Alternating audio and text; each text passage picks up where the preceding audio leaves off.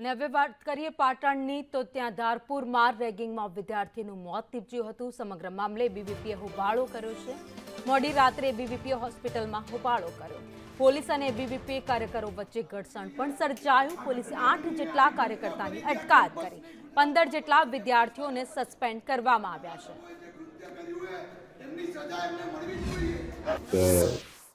First year સ્ટુડન્ટનું જે death થયું એના પછી 24 કલાકની અંદર અમે પોલીસને ઇન્ફોર્મ કરવાનું within half an hour of the incident patient બાળકના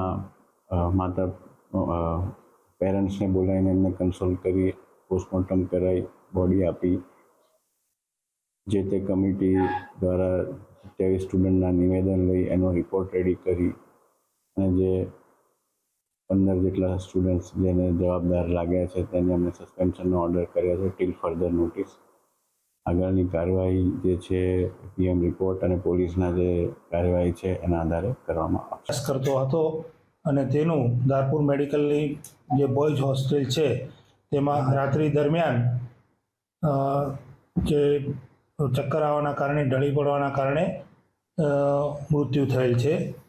આ સમગ્ર ઘટનાની અમને પલસા પોલીસ સ્ટેશન ખાતે વિગતવારની જાહેરાત કરતા પોલીસ સ્ટેશન ખાતે બીએનએસની કલમ 194 મુજબ અકસ્માત મોત દાખલ કરવામાં આવેલ છે અને ત્યારબાદ તેનું જે મરણ જનાર વિદ્યાર્થી છે તેનું વિડીયોગ્રાફીથી તેમજ પેનલ ડૉક્ટરથી પીએમ કરવામાં આવેલ છે અને આ સમગ્ર બનાવ કેવી રીતે બન્યો છે તે બાબતે પોલીસની તપાસ પણ ચાલુ છે।